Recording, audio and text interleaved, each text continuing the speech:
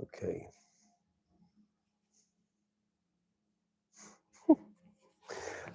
Okay.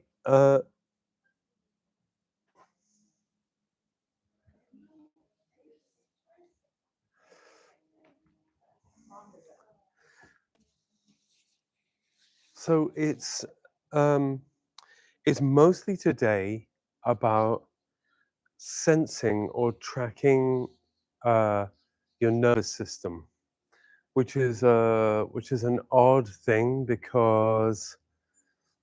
uh, because you'll be using the thing that you use to do the thing. So sensing your senses or sensing the so just that. Um, you're going to start off in constructive rest.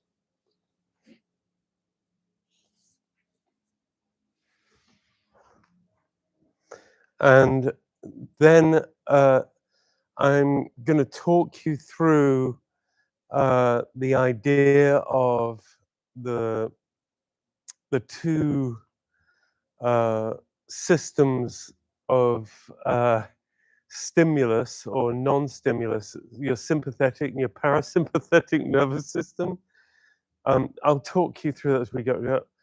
Yeah. Anyway, you're going to do that, and it's just to open up some senses as far as that's concerned.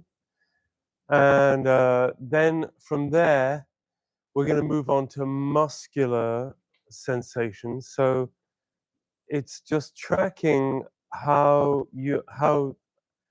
the stimulus happens. So, for instance, this is the movement. Eventually, you're going to do this, then this, flipper that out to the side, this, then this, and flipper that out to the side, and then you're going to flipper this out and flipper this out, and then from there, flipper this up or roll over onto your front. You're going to go over here like this. This will be out the way. Flipper this out to the side, flipper this out to the side, flipper this out to the side, flipper this out to the side. Then you're going to come up into a crawl forward, come up to the chair, come up, and then stand. That's the movement. But the tweaking is how one tracks the action of the muscle moving in order to have that muscle do what it does. So every movement has within it a story of what is stimulating the muscle. So like tracking the idea of the nerve stimulating the muscle, and B, what in your nervous system is already stimulating muscles that don't need to be stimulated. So it's a fun romp. I invite you to romp along with me. So, hey James, I've set you up here. Look. And I'm not going to go into any technical details of the nervous system because that's not my realm of expertise, and B, I don't want to take away your perception of what's going on inside you. And there are certain universals, like where everybody has a foramen magnum at the base of the skull, out of which the spinal cord comes. Everybody's got that. Most vertebrates have got that. So that's a fundamental.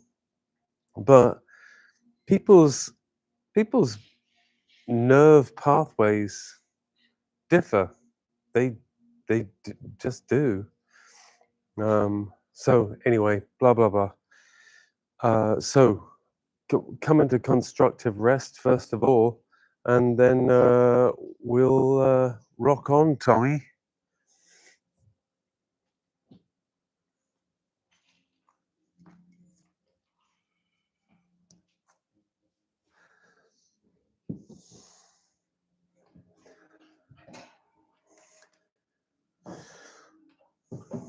So always with constructive rest, there's the action of doing the anchor points, because the anchor points are a really great way of introducing your body to the floor and letting your nervous system settle a bit.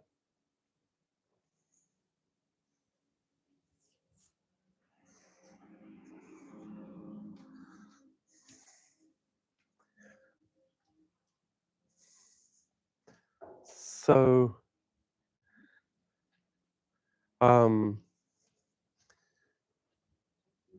that's all right. Just bringing your mind to the contact of the back of your head with the block.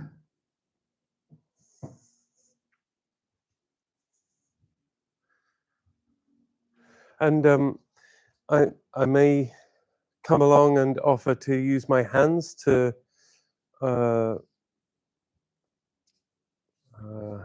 encourage release. If you don't want me to use my hands, then just go, no, thank you, James, or absolutely not, or get out of my face, sort of. That. So we can practice that. I'm going to say, can I use my hands? And you're going to tell me to sod off. Here we go. Is that all right if I use my hands? say sod off. Okay. All right. So just letting that contact with the back of your head allow the muscles in your head to release. You can feel the bones release in your head. Give an opportunity for your jaw to let go. Is that okay if I use my hands?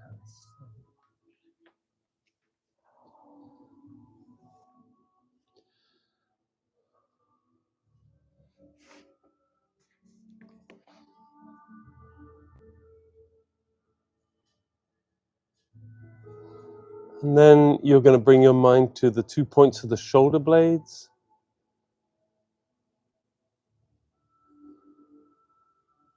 And allow those to give permission to release, particularly the larger muscle groups.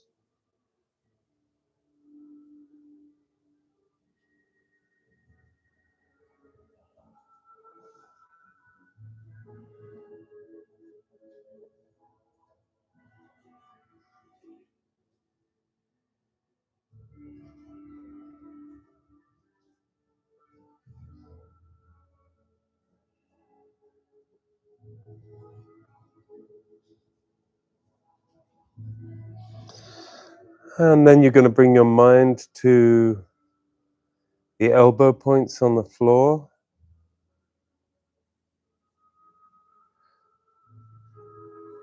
And see if you can trace the length of your arm as a result of those contact points. Trace the length of your arm from the point that's on the back of your head on the floor.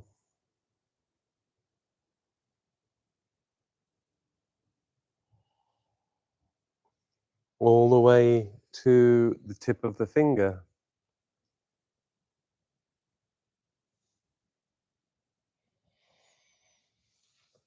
And then listening to those points,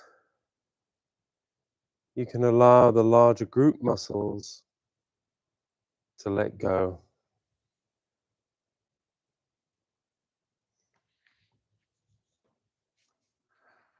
As if they are releasing around the bony points.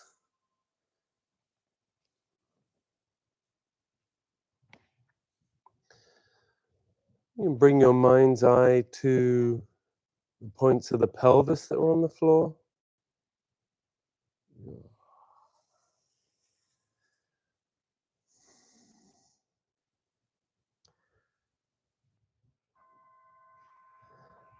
And you can let those anchor points give signal for the pelvic girdle to release. And also imagine that your pelvis is relaxing away from the point at the back of the head. That's not something you do. It's something that happens in your mind's eye. So you can introduce the idea of lengthening as a result of bringing your attention to it. Attention changes state. And that actually is a theme of a theme of what we're doing this morning. Hence, I wore my T-shirt, Notice, Choose, Repeat. I even wore the T-shirt that the act of noticing gives you choice.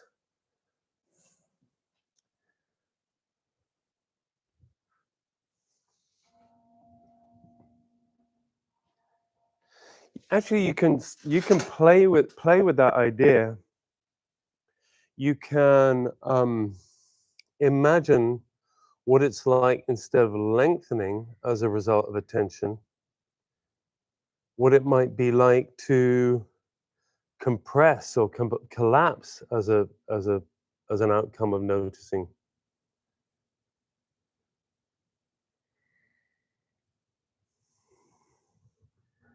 I mean, I personally wouldn't want to do that. So, but then you'll understand the concept of choice by noticing and allowing a state to occur.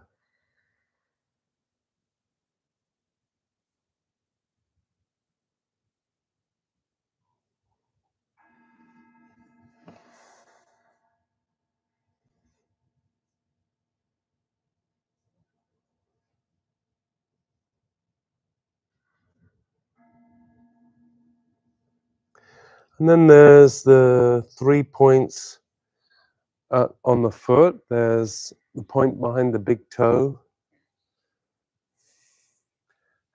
Is it all right if I use my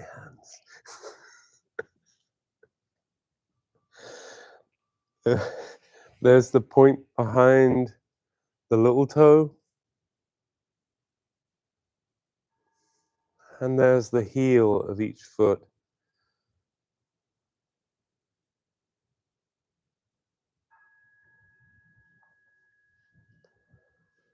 And as each point comes into contact with the floor on each foot, see if the anchor points of the foot on the floor can allow lengthening along the lower leg. So if the points on the pelvis allow lengthening along the thigh from the butt onwards, and there's lengthening from the points on each foot, then the knees will find ease.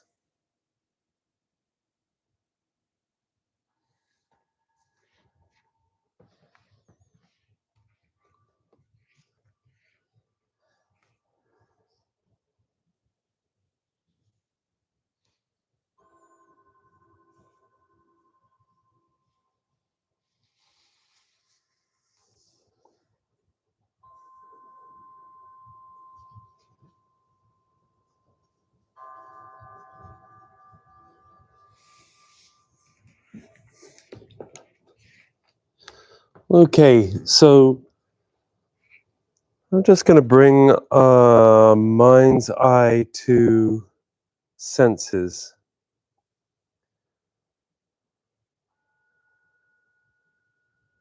So allow the eyes to perceive, to see.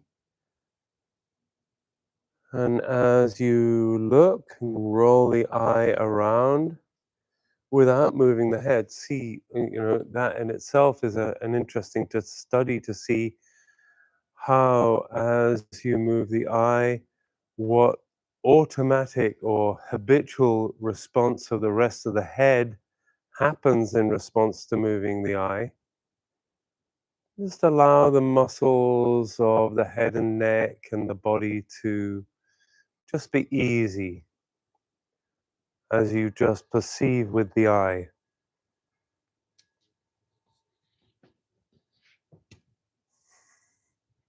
And see what you can see in the peripheral vision. See what your nervous system feels like when you focus on a particular thing. Go from peripheral vision to focusing on a particular thing. Flip backwards and forwards between the two.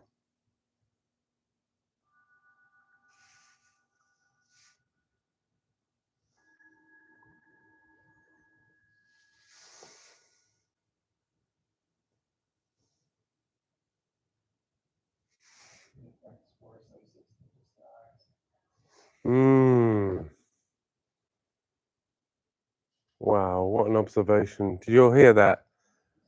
Affects more senses than just the eye, or the eye affects the other senses. So there's probably an automatic connection between what you see, like I look at a coffee cup, and I'm suddenly going, is that coffee I smell? Is that all right if I use my... Okay. Speaking of which, so you're going to use your sense of smell, and I don't want to get sidetracked, but there are 3 chambers of the nose, and also 3 chambers, particularly on one side of the lungs, got 3 chambers. And a way of understanding these 3 chambers, as was introduced to me by my teacher, is that if you sniff quickly as if you are smelling something horrible, then you'll feel that come into a particular part of the lungs.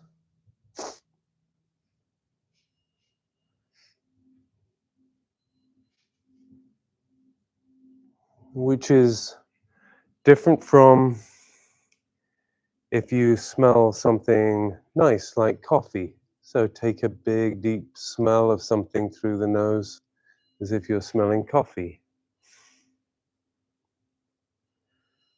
And you'll feel that come into a different part of the lungs.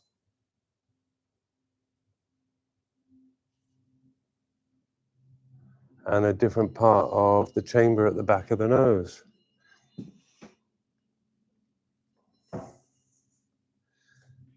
And then, if you breathe in deeply through the nose, as if you were smelling some distant memory, something from the past, then that will also arrive at a different part of the back of the nose, and it'll also arrive at a different part of the lungs.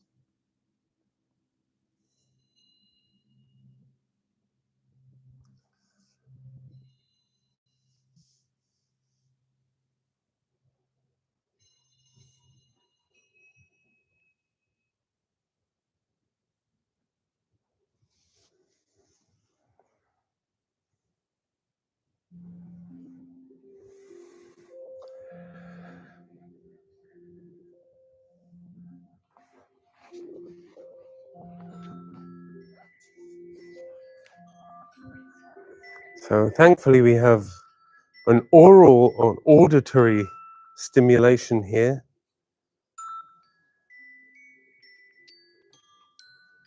Do you hear that?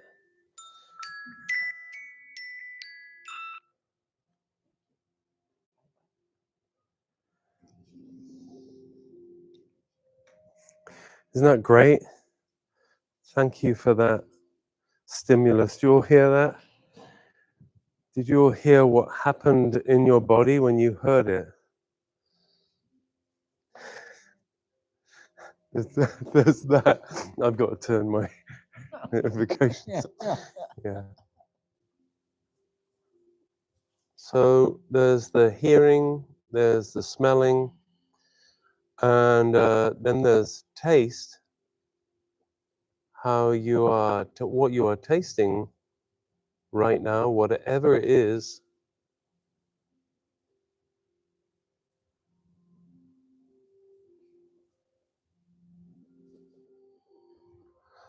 Yeah, that changed my low back. That's great, great listening, Bob. Yeah, I didn't ask permission. I'll tell you no. Okay. And now I invite you just to see what has changed just by listening to those senses. Has anything changed in your state lying here?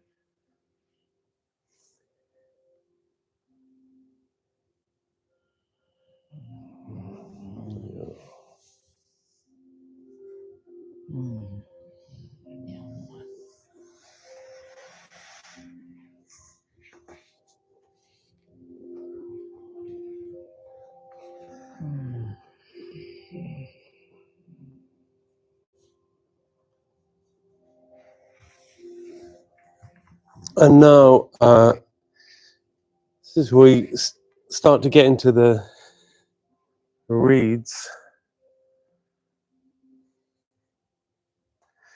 I'm going to invite you to imagine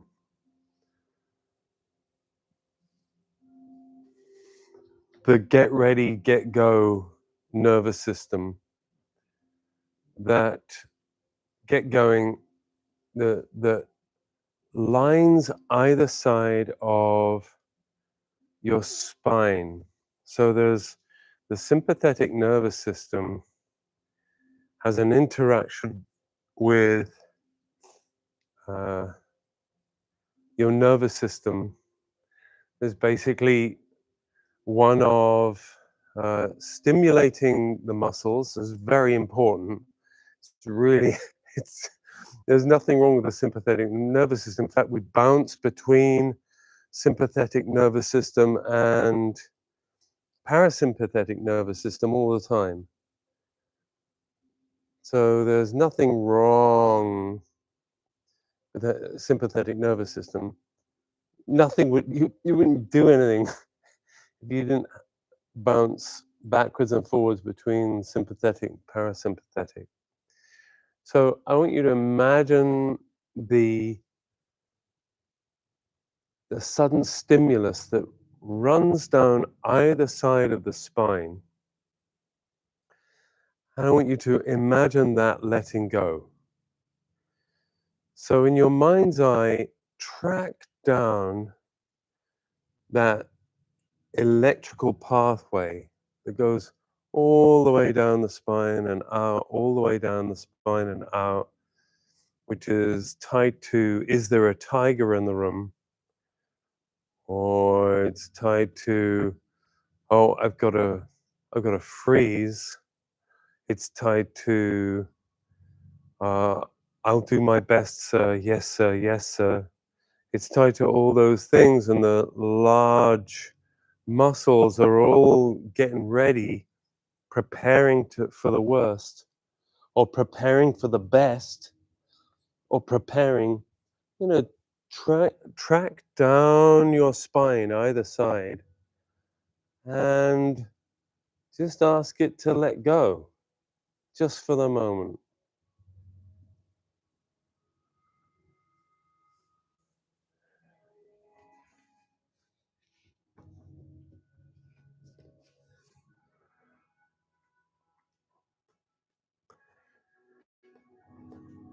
And as you ask it to let go, is that okay if I use my hands? As you ask it to let go, you're going to invite or investigate particularly the butt muscles, the thigh muscles, the calves, the hamstrings, the big muscles along the length of the back. Invite them to release. Give them the opportunity to unprepare.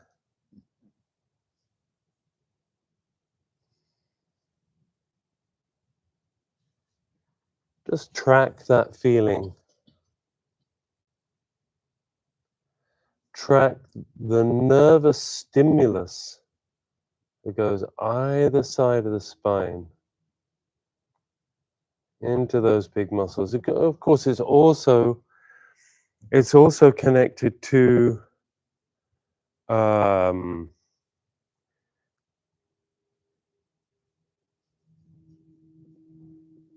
gut. It's connected to, your adrenal muscles, adrenal glands. So there are all kinds of hormones and your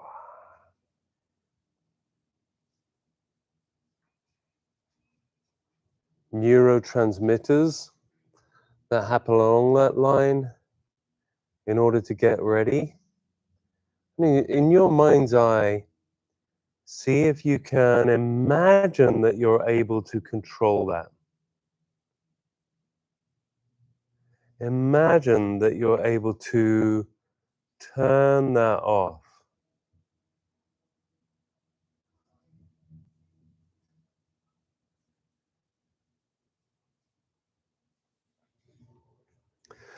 Which brings to mind the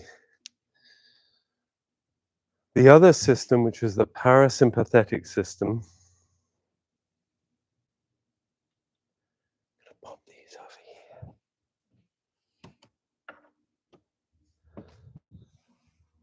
And the parasympathetic system goes through mainly the vagus nerve. There's a few others that help with this. But I want you to imagine the wandering cranial nerve that comes out and it attaches to your mouth, your vocal cords.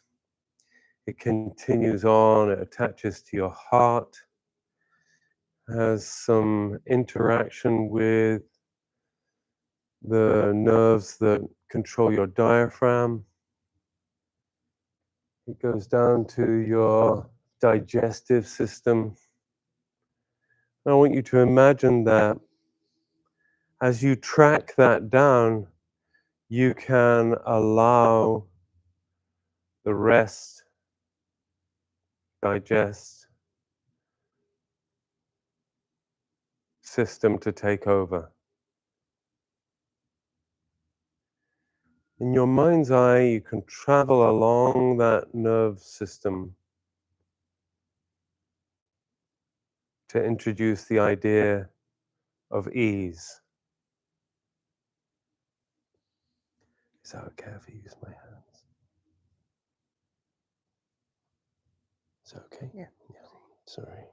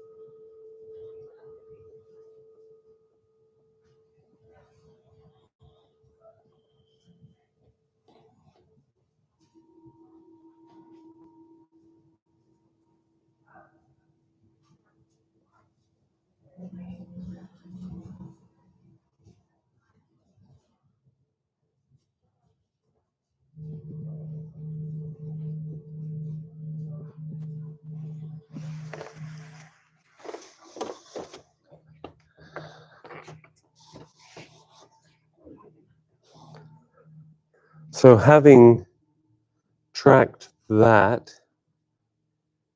just bring your mind's eye to sensation. What is in contact with the floor? What is in contact with your skin?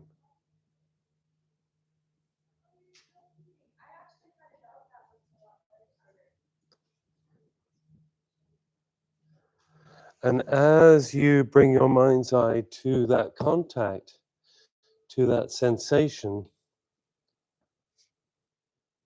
also allow your mind's eye to track the nerves that bring that information.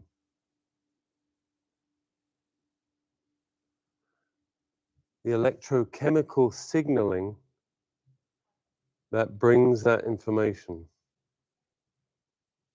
Like a spark that leads from your dermatomes all the way up through the system to the mind that translates it.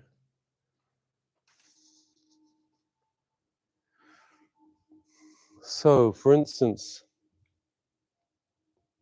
the feeling of your hand resting on your rib cage.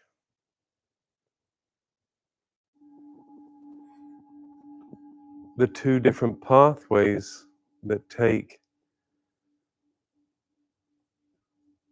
the connection between the index finger all the way up and the feeling of the different pathway which comes from the feeling on the rib of that going all the way up to the translation center. Is it okay if I...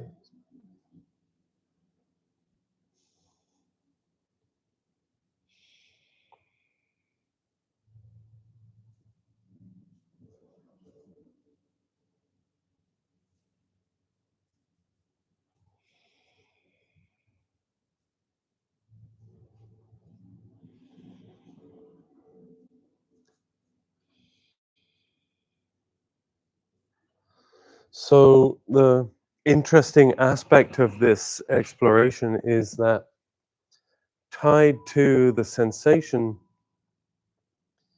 is that if you bring your mind's eye to the sensation of the finger, then if that finger wishes to find another sensation, then the stimulus to move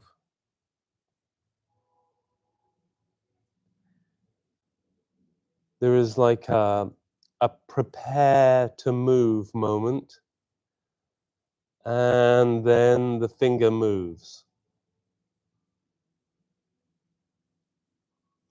So in the experiment that is this particular DART exploration, you know, the idea is to move the hand, one hand up, so that the fingers grow towards the ceiling.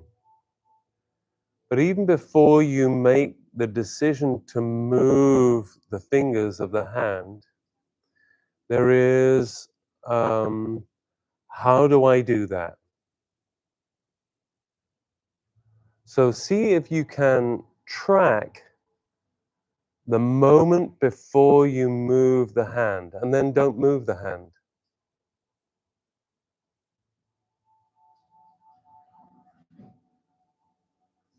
Track the pathway of the stimulus to the muscles in response to the touch of your hand on your rib cage, but then don't move the hand. Rather, see if you can track the habitual way in which the stimulus occurs. So, is it that you're about to move the hand, Or is it that you're about to move all the muscles of the arm? Is it that you're about to move the hand, or is it that your butt decides to move first? Or the sympathetic nerves send a signal down the whole body that you're about to move your hand. So you are going to move your hand this time, but see if you can, as part of the preparation before you move the hand, the meditation, as it were,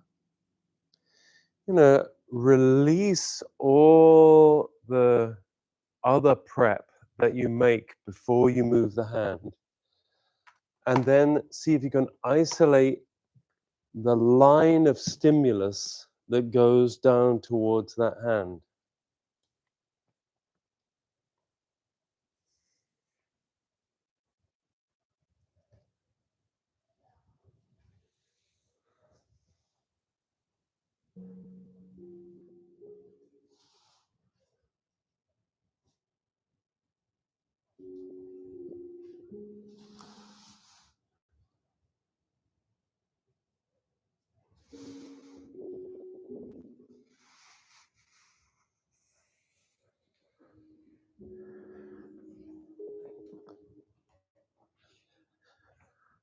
And the real tricky aspect to this now is that as you move the hand, quite habitually, it's quite habitual that this action of moving a hand up. See if you can continue to track the nervous system response to moving the hand so that you're able to maintain control, complete control of the outcome of the movement of the hand.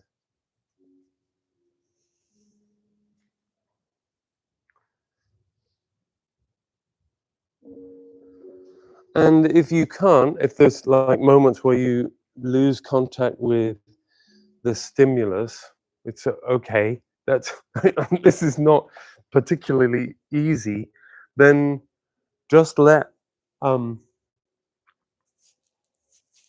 note it so that you come back to it. So this is the mindfulness meditation that is definitely part of the dark procedures, is that the movement of the limb has got lots of preconceived written in habits. And here you're just seeing the outcome of those habits.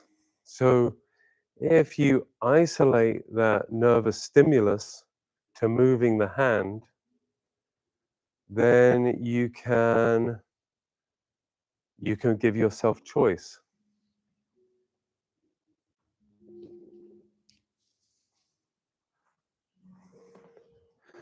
So then eventually the outcome of this is that the hand will lie at your side,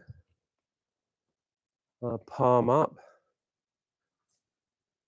and then once your hand is at the side, you can begin to flipper it out to a right angle.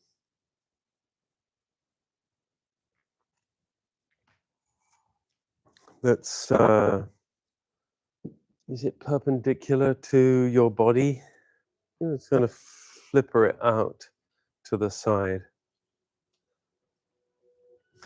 And flippering is real fun, mainly because each action of the flipper invites larger muscle groups. So as you flipper, drift the knuckle over the floor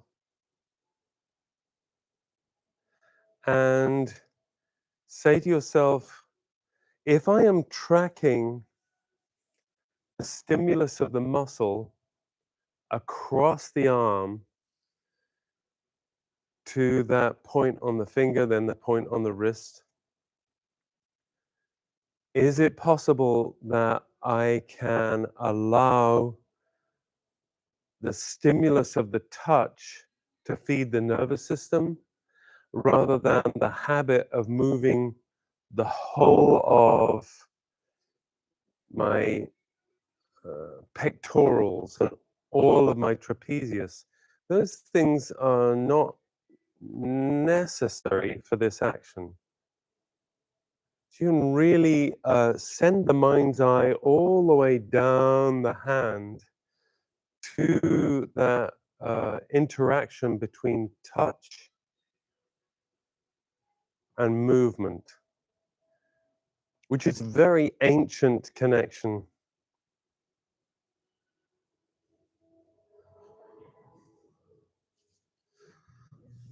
And while you're focusing intently on this, just bring your mind back to the two systems that are along the spine and along the front to the gut.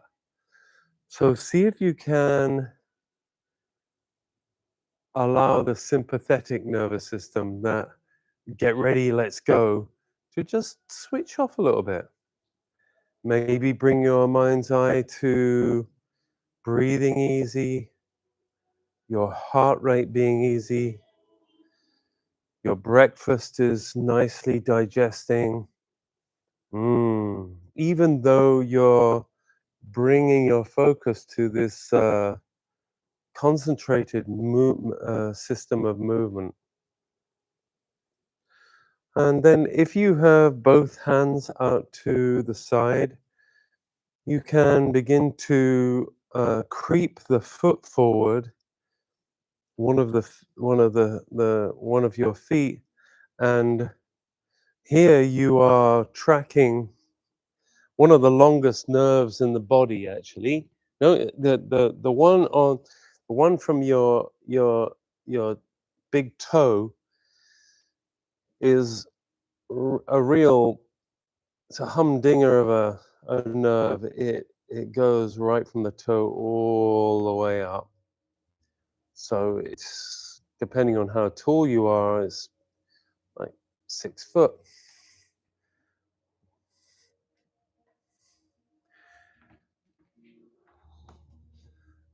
Kind of miraculous nerve, really. And allow that to extend and creep out.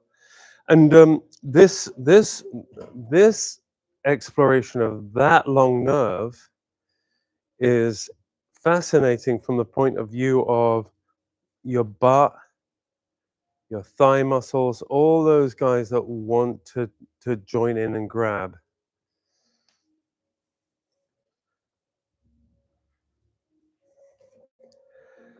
Once again, see if you can track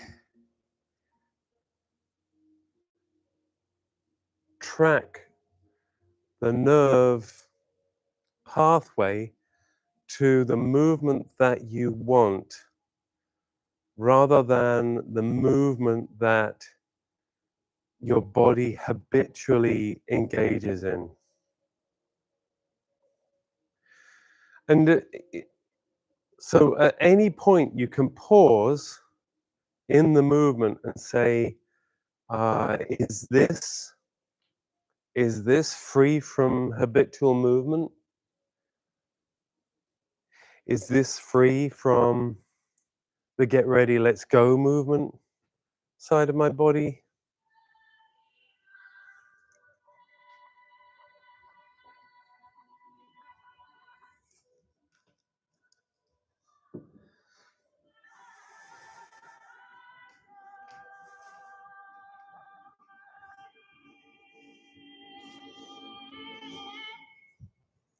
Yes, nice, really nice listening.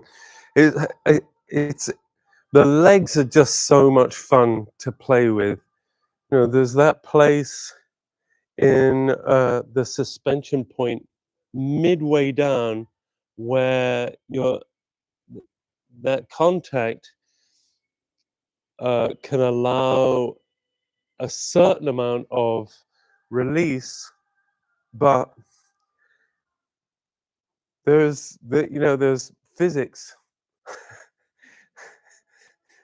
So muscles have to switch on, but the question is how much muscle needs to be switched on. Okay, so once both legs are extended, then you're going to drift one hand up to the back of your head and to grab your block, and you can move that block from under your head. And yeah, it's really great listening. I can see that now. So this is the point. This is exactly what you're doing now is totally the whole point. Not moving the block out from under your head, but going, what do I normally do when I move a block out from under my head? What is the habit that causes, we'll say, inefficient or dis-easeful movement?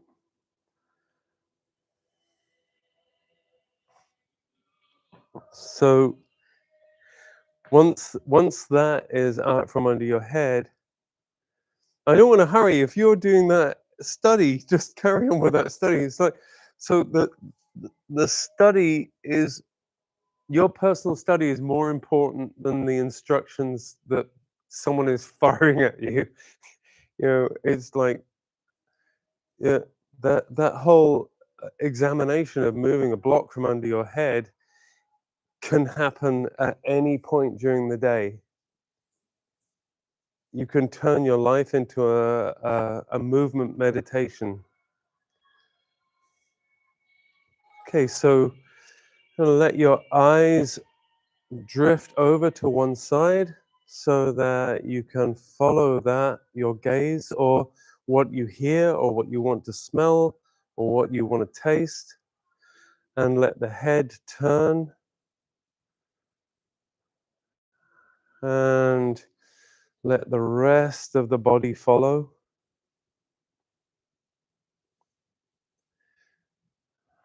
Yes, nice, nice. You're going to come directly onto your front.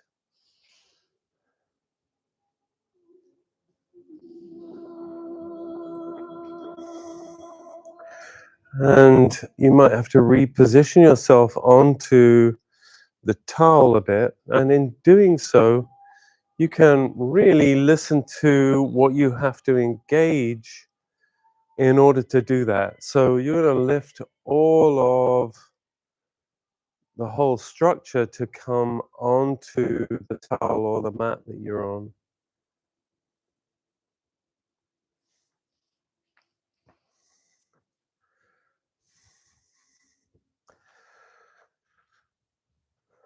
And when you're face down,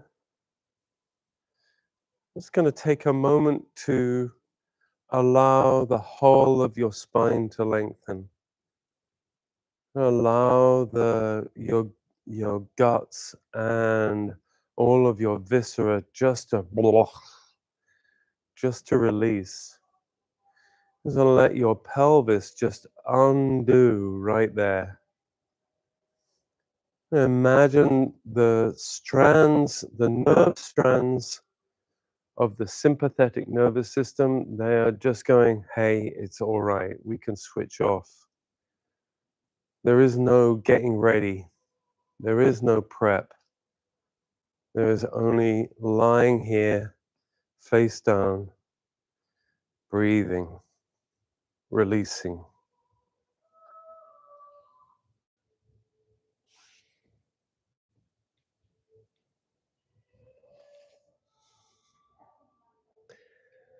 And this way, one can regulate one's preparation.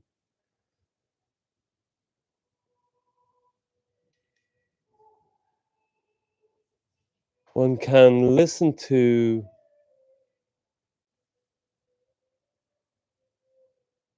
when you wish to rest and digest.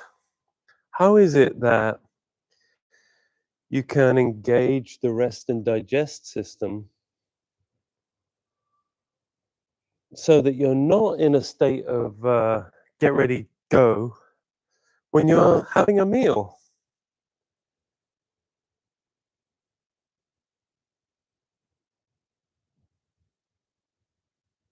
Or you're not engaging your get ready, go when you are having a chat with someone.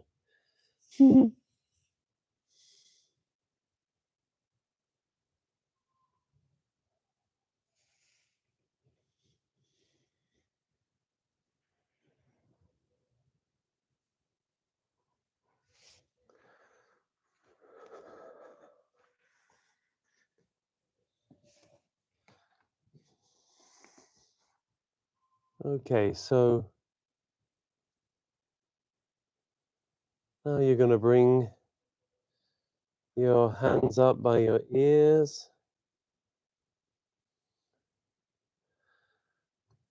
You're going to come into all fours. You send your tail towards your feet so that you bring your whole back up towards the ceiling, and it's going to be magnetized up. Great flippering. Great. Very nice. So you can imagine that the whole of your nervous system is now being taken up towards the ceiling. Yeah. Yes, beautiful.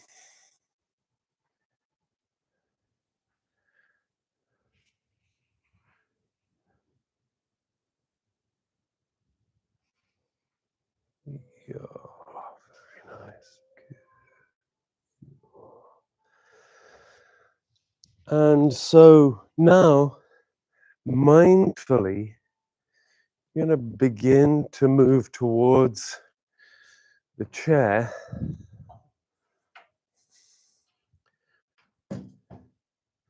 So as the first knee step is taken, you're going to track your nervous system response to the stimulus and track the nervous system response to the stimulus as you move the hand across the floor.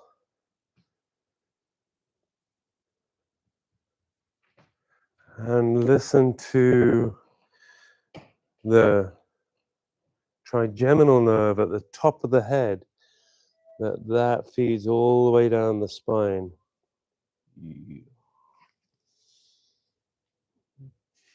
Yes, yeah, there you go.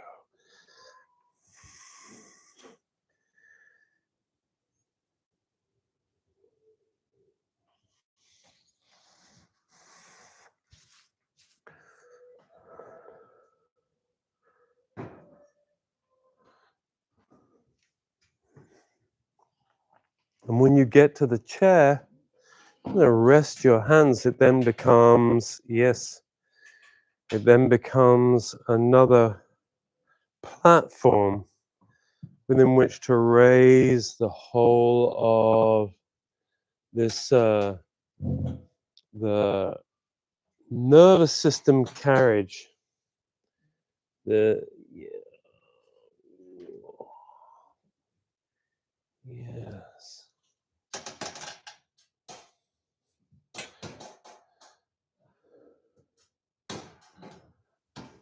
Nice.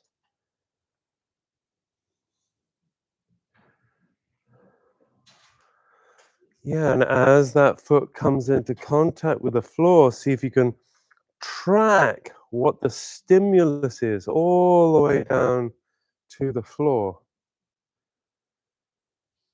Allow that to feed into the stimulus all the way up to the top of the head. Follow the nervous system information. Yeah, yeah. Let's spin this around.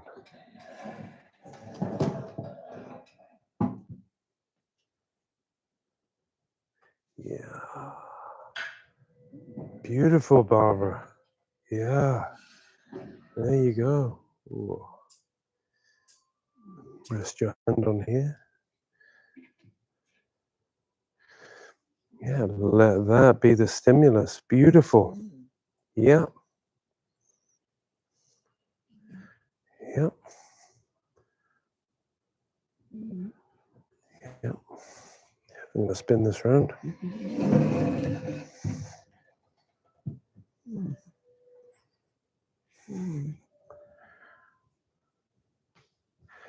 And you're going to take your nervous system for a walk. And as you do, take that step and feel, see if you can track your nervous system as you take that step.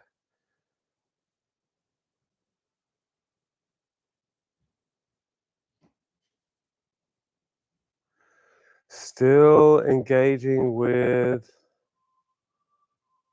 the sense of the sympathetic nervous system. See if you can play with it going, let's go, to no, let's release.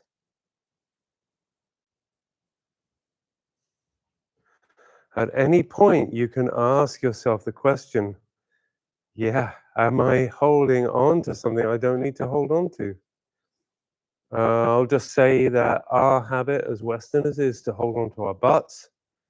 So you can say, do I need to hold on to my butt? And as you take that step forward, is it possible to release of the quads as you take that step?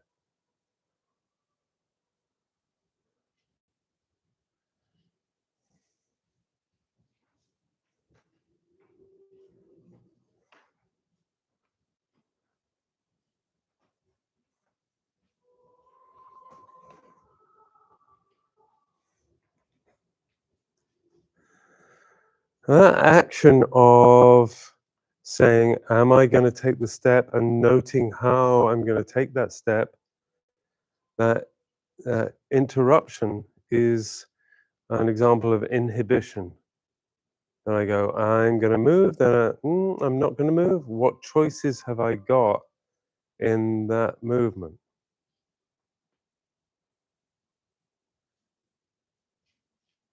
Yeah.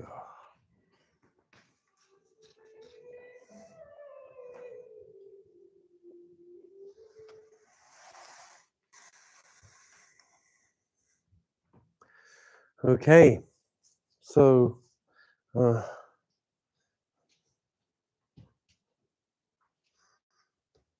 thank you very much for joining.